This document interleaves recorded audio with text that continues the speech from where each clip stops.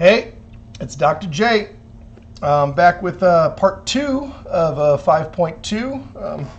I think we were talking about what, power functions and polynomials, often just referred to as polys. Before I do any actual examples, I just want to talk a little bit about end behavior, because we're going to do more of those problems today. And last time I gave you a recipe or a formula, and I showed you some drawings and things like that. But I'm not very happy with just giving out formulas and recipes and things like that. I want you to really understand why we say, negative infinity or positive infinity, or what's actually going on there. So I just want to talk about what's actually going on.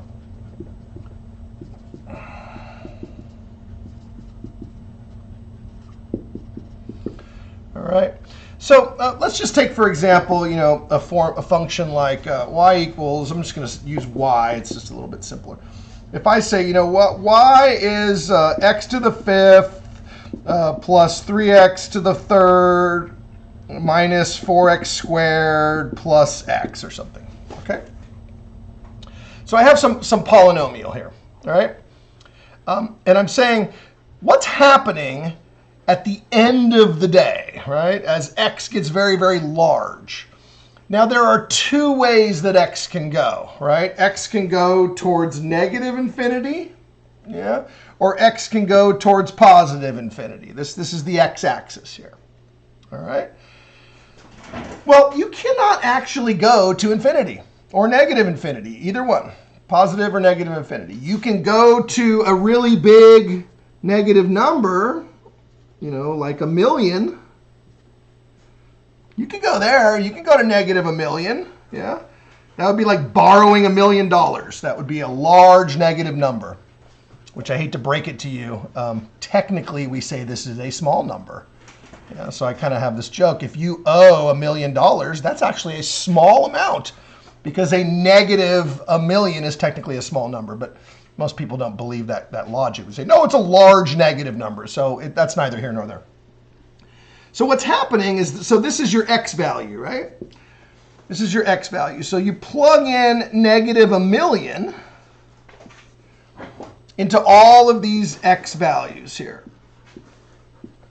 And then you figure out what's happening to y. Well, what is happening to y? Well, you've got negative 1,000,000.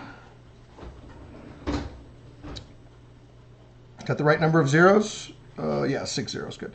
Negative 1,000,000 to the fifth power plus 3 times negative 1,000,000 to the third power minus 4 times negative 1,000,000, counting the zeros, squared. I know you probably can't see that. There. Get out of my way. There you go. And then plus this last little x would be another negative 1,000,000. Okay? And so this is now the y value, right? And so look at how big this number is, all right? This number is huge. First of all, it's hugely negative, right? You have a negative to a fifth power, yeah? So that's going to be staying negative, okay? Now, it has 6 zeros, and you are raising it to the fifth power. Okay, that is a 1 followed by a whole bunch of zeros. It's like 30 zeros.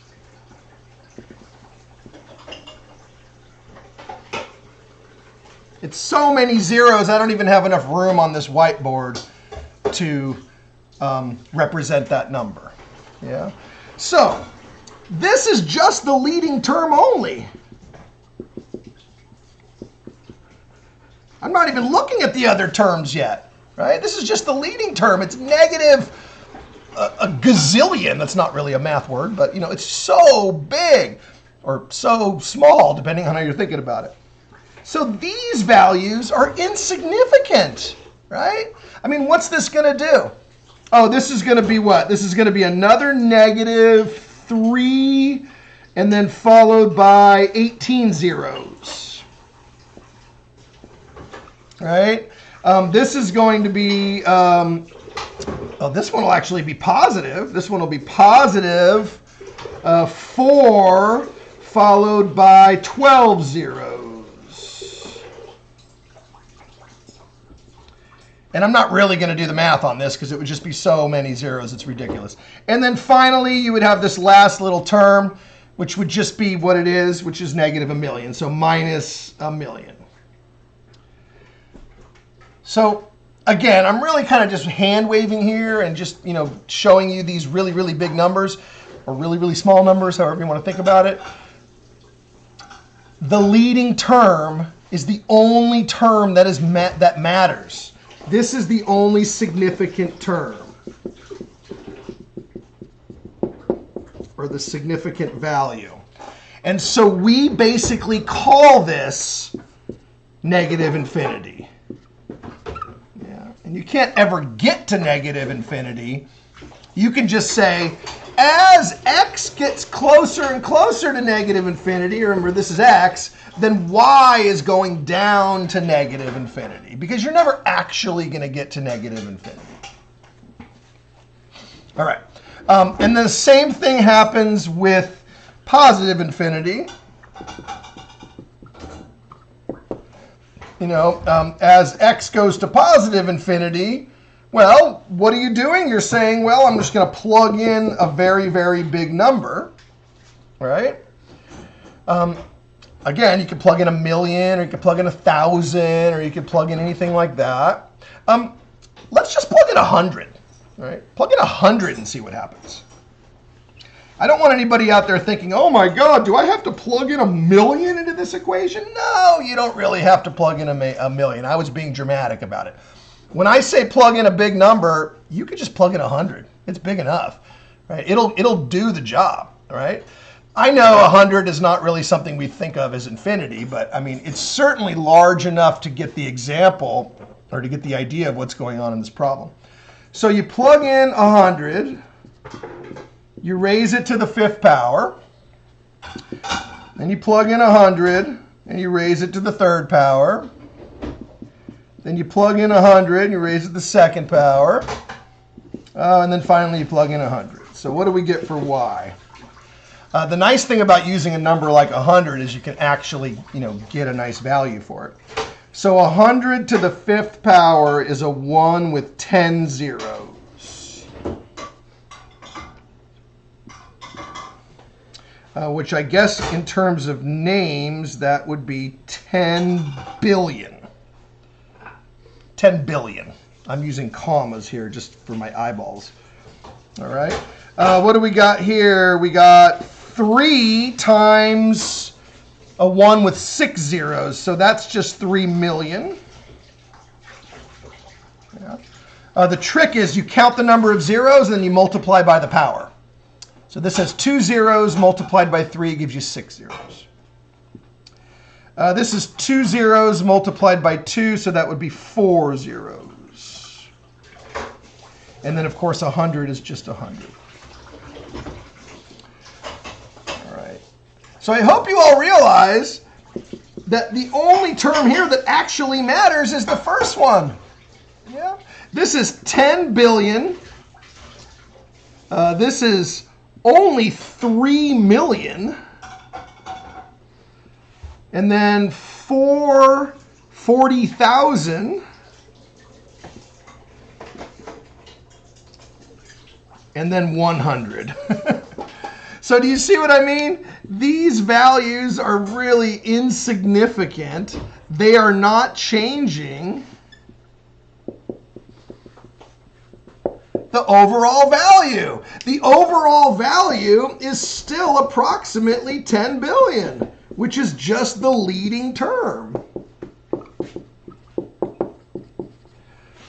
So the leading term determines how big this value is going to be. So even if these values weren't here, none of these were here, this would still be approximately 10 billion. Right? So the leading term basically dominates the entire story, and the rest of the terms are completely insignificant. All right?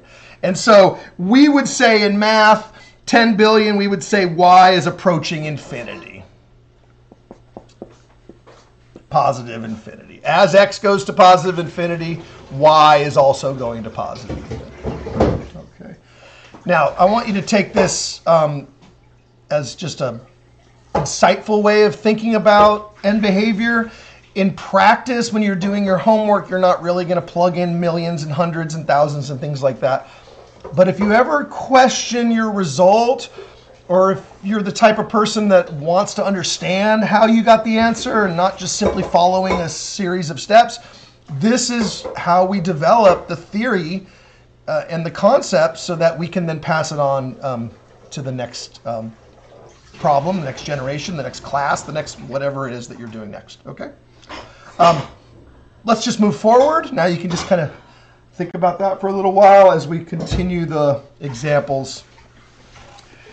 Starting over again. Again, I like to start each video with example 1. So let's go ahead and do example 1 for part 2. Find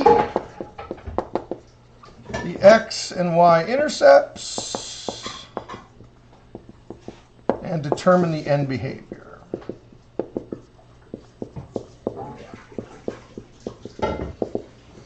Let's take a polynomial function. That is, let's say x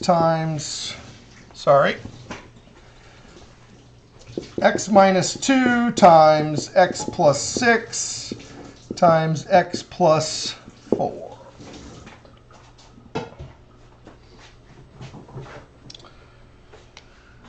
It's kind of where we left off at the end of part 1. I'm just kind of giving you a little bit of a boost. Sometimes, in fact, oftentimes in this section, the polynomials are already factored. When that happens, you should be happy.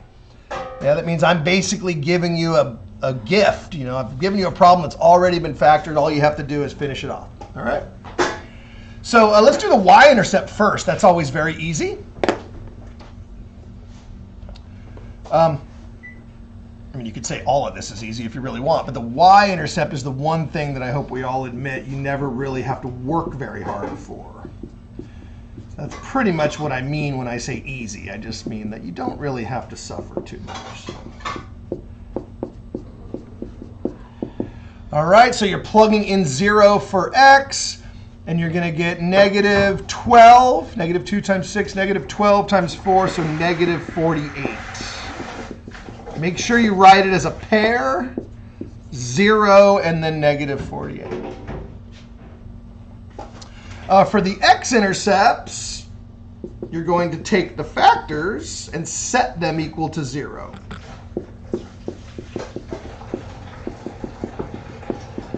And again, you can put the equals to 0 on the right-hand side, or I think one time in the last video I put it on the left-hand side just for show.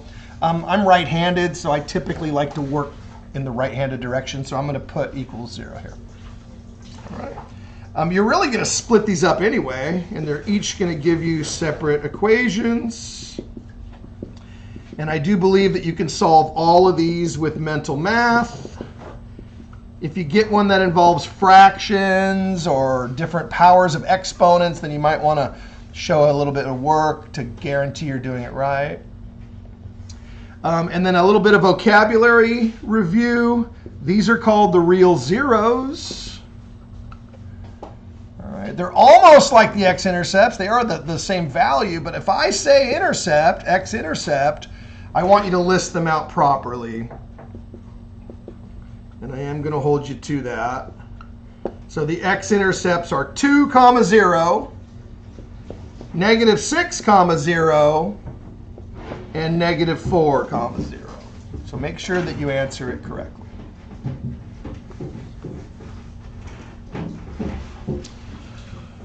All right, so those are the intercepts. Remember, intercepts are just a matter of evaluating the polynomial at 0 or setting the polynomial equal to 0. Hopefully you remember which is which. Oftentimes when you have two things that are similar, it's easy to get them mixed up. So I would memorize one. So now let's do the end behavior. So from what I just tried to illustrate in my introduction, end behavior is based on the leader. All right. You want the leading term, right? That's your ax to the n or whatever. You know, your leading term so that you can decide what the end behavior is. You can't really see the leader here because it's in factored form. So when I give you a problem in factored form, I mean, it kind of giveth and it taketh away at the same time. It's saying, oh, okay, for this part of the problem, you got it easy because I gave you the problem already factored. But then on the other side of the coin, now you have to work a little bit harder, right? So you're not going to get something for nothing out of this deal. So we have to figure out who is the leading term by multiplying out the polynomial. So multiply this all out. So you're going to get x times x is x squared, and then times another x. Here, let's do the whole thing. X times x is x squared. X times 6 is 6x. And then negative 2x. And then negative 12. So I'm doing these two first. Always do 2 at a time. Never try to multiply more than 2 at a time. And then now you're going to multiply these guys. So you're going to get x cubed. All right. And then that's all you need. So I'm just going to say blah, blah, blah, blah, blah. Remember, I don't care about the followers, what are called the trailing terms. I only care about the leader. Yeah. So your AXN, your A is 1. Yeah. And your power n is 3. Okay. Now, if you've memorized it, you already know the answer. So A is positive, n is odd. Yeah, so we already know the end behavior. As x goes to negative infinity, y also goes to negative infinity.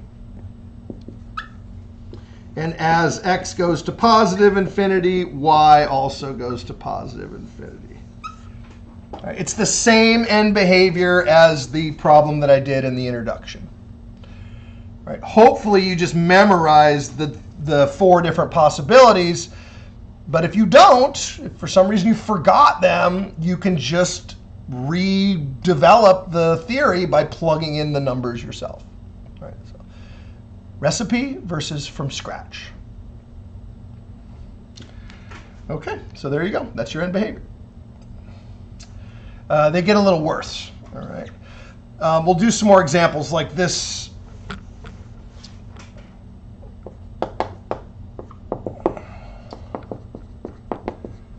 Find the leading coefficient.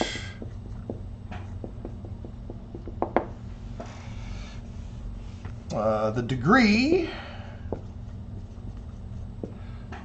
and the end behavior.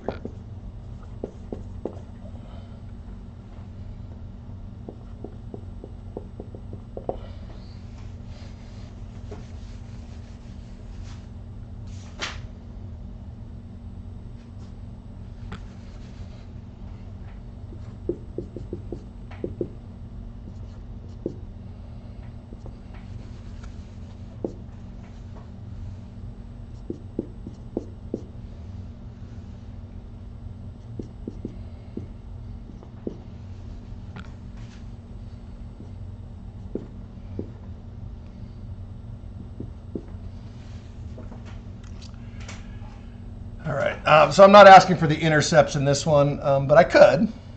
You would just do what we did in the last example. For this one, I'm focusing mainly on the leading coefficient, the degree, and then the end behavior. So let me teach you a trick. All right, you don't want to have to multiply the entire expression out. I mean, if you want to, you can. I mean, if you like multiplying, or if you're good at it and you find that you could do this very quickly, that's okay. All right. What you want to do is multiply only the leaders. So look for the leading terms in each factor. All right. Make sure there are no exponents on the outside of the parentheses, because that could cause a problem. All right. So we're going to multiply 3x squared times x times 4x times x. And then the rest of it is blah, blah, blah, insignificant values that we don't care about. All we care about is the leader. So that's going to be 12x to the 2, 3, 4, 5. You're going to add all the powers together. So the leading coefficient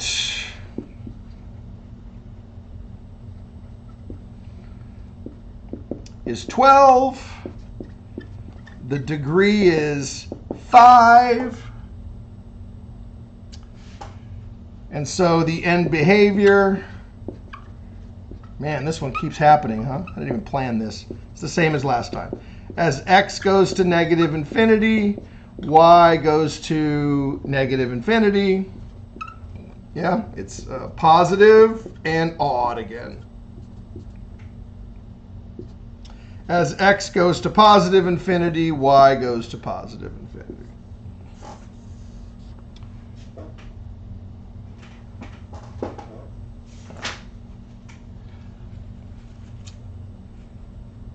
Let's do another one. I'm gonna force one to happen where it doesn't come out to be positive and odd. We got to just try something. Same question.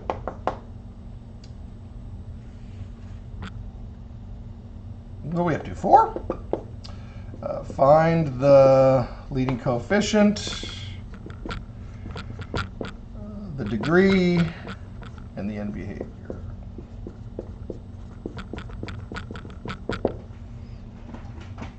Or is this number 3? I don't know what's wrong with me. I've been doing math for 30 years. I still can't count. All right, let's try another one. F of x, again, or you could just say y or g or p or lots of different names for f of x. So we got negative 5, x plus 2. Let's say 3x minus 1 squared. And x plus 1 to the third.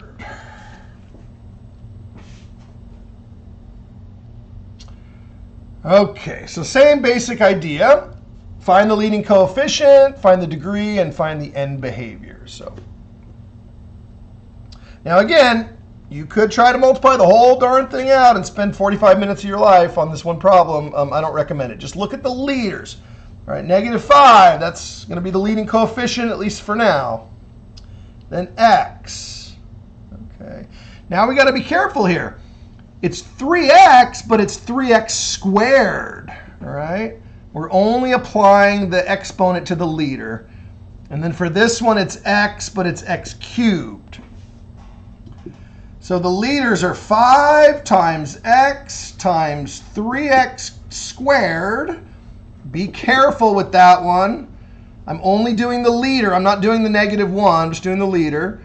And then for this one, x cubed. And you can get rid of all the parentheses. Be careful when you square that 3, make sure that you get 9. Okay. And then now you're going to multiply the coefficients. That'll be 45, negative 45. And then you're going to add all the powers. 1 plus 2 plus 3 is x to the 6th. Okay. And again, there's more terms. Blah, blah, blah, blah, blah. But these are the insignificant trailing terms that don't contribute to the result. So here we go. Leading coefficient is negative 45. Degree is 6. So the end behavior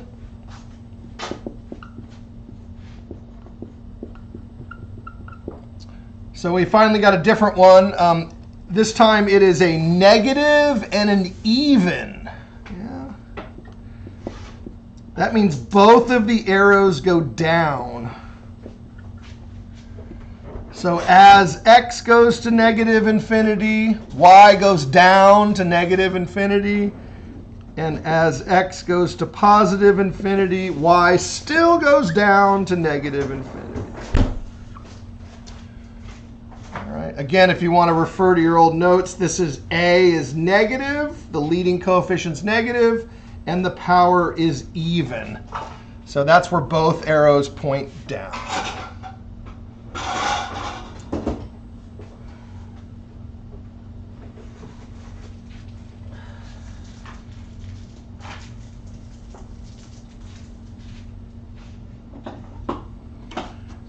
Okay, moving right along. Let's incorporate this all together and do the x and y intercepts as well.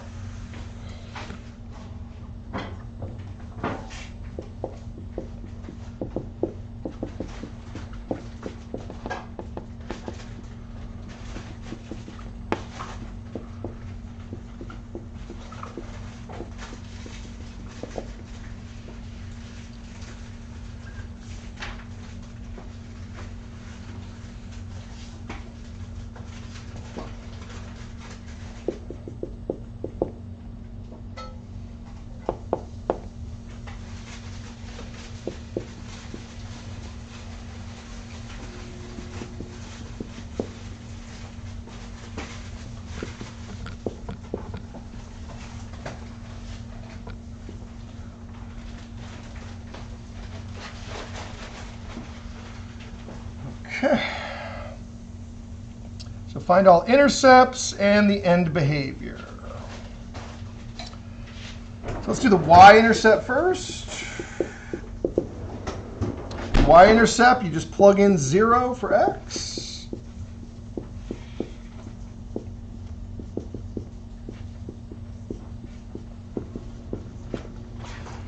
And let the equation do all the work for you. I sometimes say you don't actually do math, you supervise. Yeah, you're just watching this do what it knows how to do. You're just the observer. Okay, it's already there. This is your answer right here. It already knows what it is. You just have to watch it and make sure it comes out right. And sometimes we make mistakes like I often do. So we have 4 times negative 8 times 1. You can ignore the 1 if you want. I'm just going to write it. And then I got negative 3 squared, which is positive 9. So I've got negative 32. If you really want, the numbers start getting into the hundreds. You can use your calculators. So 32 times 9 is negative 288. Be careful with your signs. So your y-intercept is 0 and negative 288. Yeah, that's a long way down. I'd have to give you a really big piece of graph paper to graph that.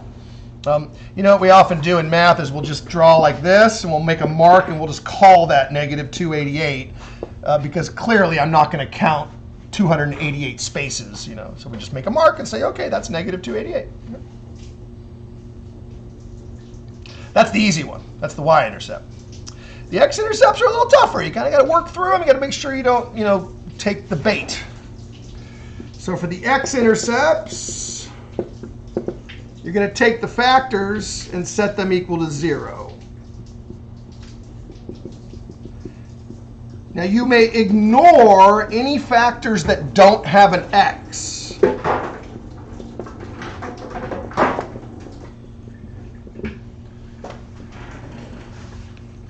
All right, so this factor has no x. 4. If that was a 4x, then I could not ignore it. But because it's just a 4, I can ignore it. There is no 0, no solution for that one. So, but you still have to do all the rest of the factors. So remember, 4 is its own separate factor. You see? So we're ignoring the 4. And we're just going to solve x minus 2 cubed equals 0. Or in other words, x minus 2 equals 0. When you're finding the zeros, you may ignore the powers as well.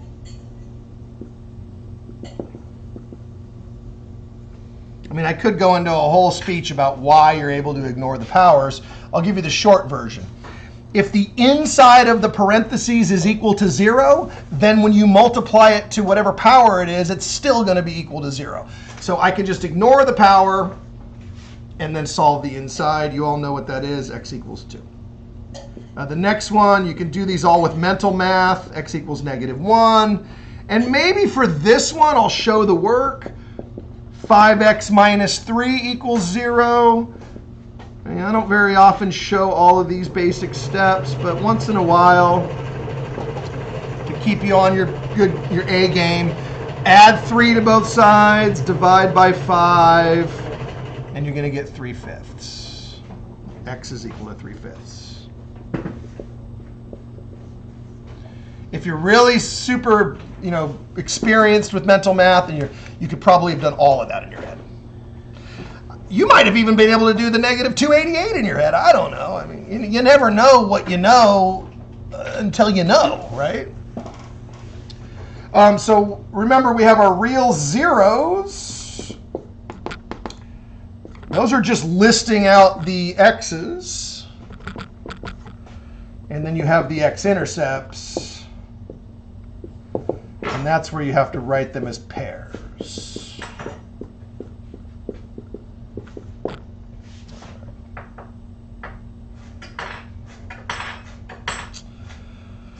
Okay.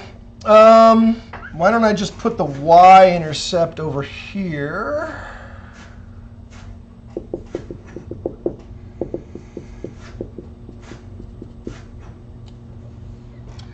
And then what was my function? Just to remind me, my function was 4x minus 2 cubed, x plus 1, and then 5x minus 3 squared. I still have to figure out the end behavior. So we're going to pretend to multiply, or some people call this leading multiplication. So you're multiplying only out the leaders.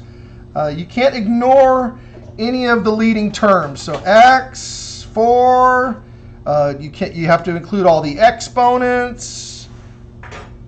So this is your sort of half multiplying. You're not multiplying the entire thing out. So you got 4 times x cubed times x. Just x, if you like, you can say x to the 1, just to make it absolutely clear. And then be careful here, you got 5x squared.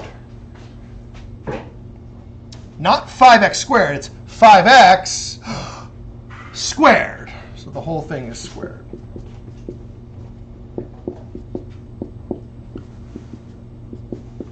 So that becomes 25 when you multiply it. And then 4 times 25 is 100. And then add up all the powers. Make sure you add them up. So that's 3 plus 1 plus 2. So 100x to the 6th. So again, we have a positive leader and an even power.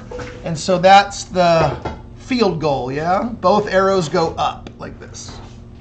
So as x goes to negative infinity, y is going to go to positive infinity. As x goes to positive infinity, y is still going to positive infinity. There we go. That's our end. Some people call it the end of the day. Some people call it the long run. In the long run, at the end of the day, or mathematically speaking, we say end behavior.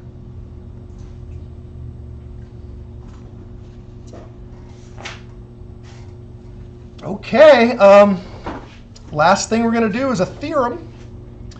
Let's do a little talk about theorems very quickly.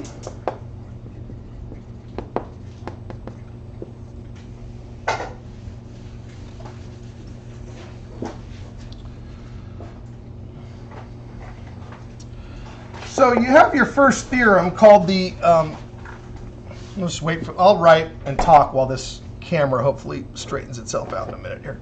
So we have what's called the real zeros theorem, THM for theorem. So what does it say? A polynomial, and I'm just going to abbreviate poly, of degree n has at most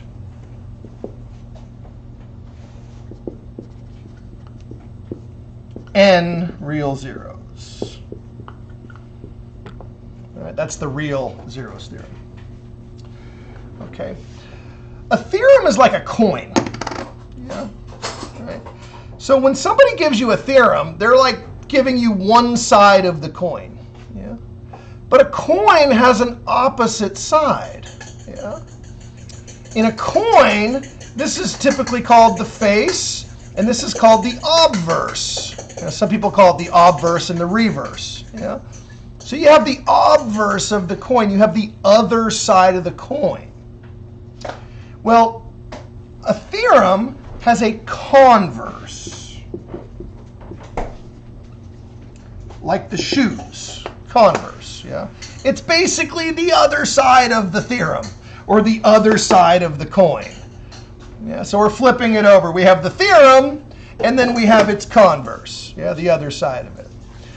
And so what happens when you flip a theorem over is it changes the direction in which you read it. So you could say if a graph of a polynomial, I don't even have to say graph. I'm just going to say polynomial. Yeah, we're going to start graphing in 5.3. But all of this relates to the graph, okay? So I just want to make that clear. But just to make it clear, a polynomial with n real zeros is at least degree n. So when you flip the coin over, what used to be at most becomes at least, because it's now the other side of the coin. All right.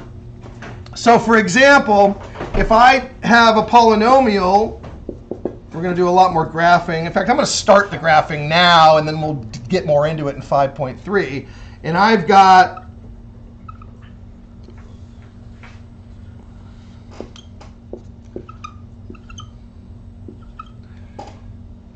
three real zeros.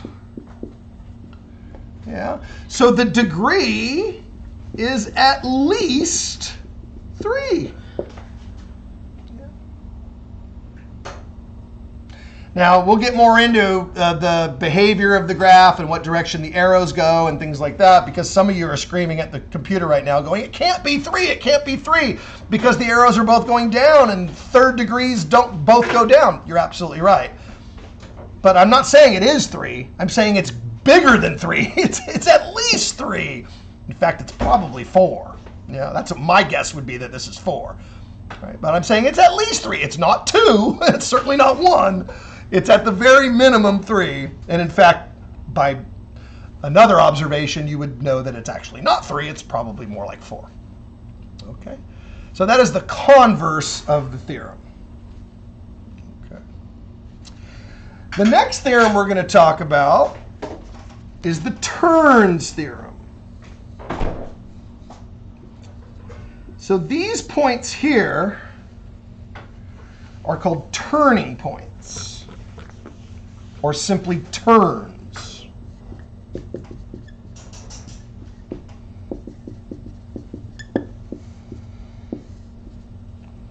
Turning points in the previous chapter, was it chapter 3, we called them local or relative extrema, yeah, maximums, minimums, things like that.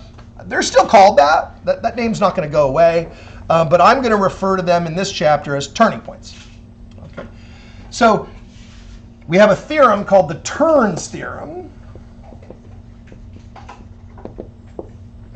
It says a polynomial of degree n has at most n minus 1 turns, or turning points.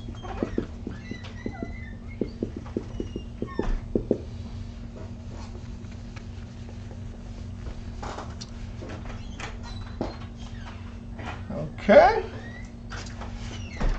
At most. Yeah, at most. Conversely,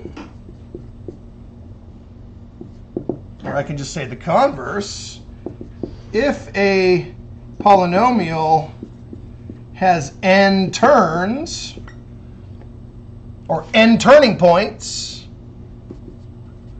then the degree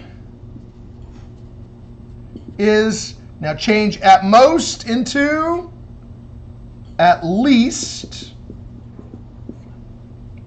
and then change n minus 1 into n plus 1 degree.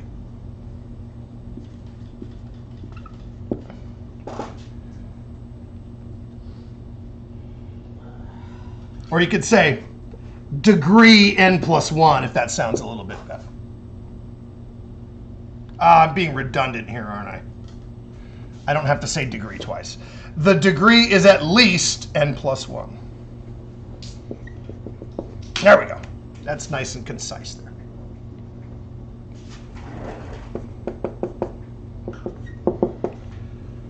Okay, so given the polynomial, so we'll say p of x is 5x squared minus 3x cubed plus 6x to the 5th minus 8.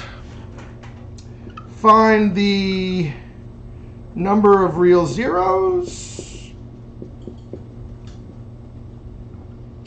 and the number of terms.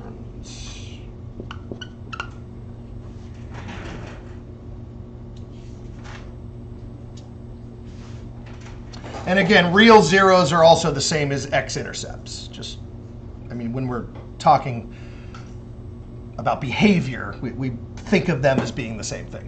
When you write them a little bit different, but I mean, how they behave the same way. All right, now you got to be careful here. I tried to trick you with this polynomial in example 5 here. The leader is not always in front. I think I did this in a previous lecture where I tried to trick you. This is actually the leader. Yeah, the leader is kind of hiding among the troops there. He doesn't want anybody to know he's the leader, or she's the leader. So we're going to put the leader in front so we can keep our eye on him. I like to put him in descending powers order. This is one of the standard ways of writing a polynomial. There are two standards. There's descending powers, and then there's the other way, ascending power. Typically, in this course, we use descending powers. Now you can clearly see the leader is in front, and so there are at most, in other words, the maximum is 5 real zeros,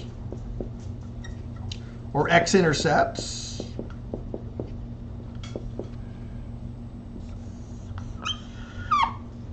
At most 5 real zeros. Number of turns, at most 5 minus 1, so 4 turns.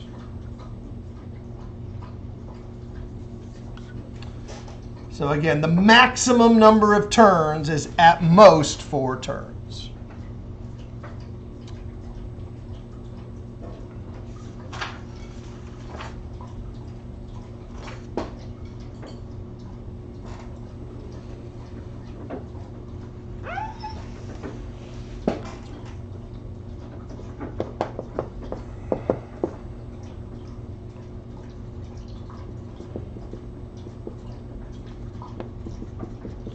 How about this one? What is the possible degree of the polynomial shown in the graph?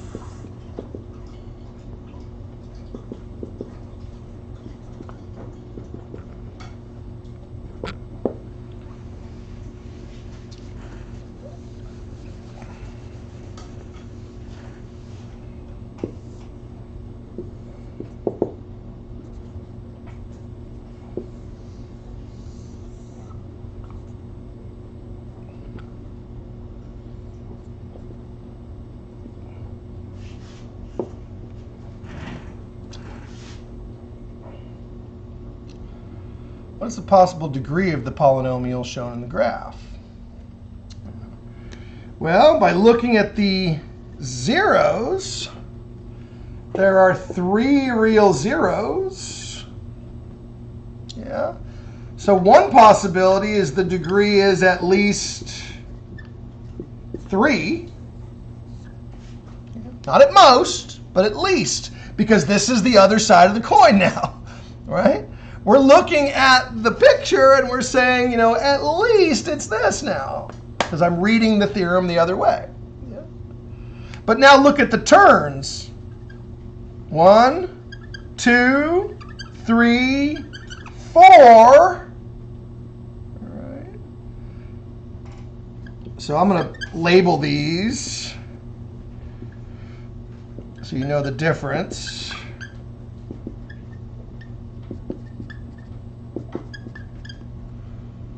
So there are 4 turns. 1, 2, 3, 4 turns. So the degree is at least 5. One more than whatever the degree is. I mean, one more, sorry. The degree is one more than whatever the turns are.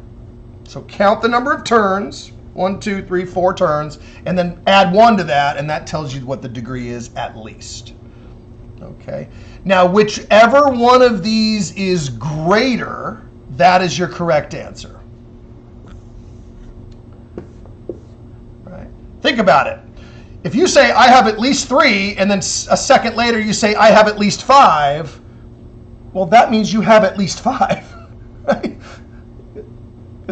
I mean, these both have to be true, right? At least 3 and at least 5. Well, if you say at least 3, well, then that means at least 5 is not true, because you could say 4. 4 is at least 3, but it's not at least 5. So the only way for both of these to be true is to take the larger one. And so in this case, the degree is at least 5.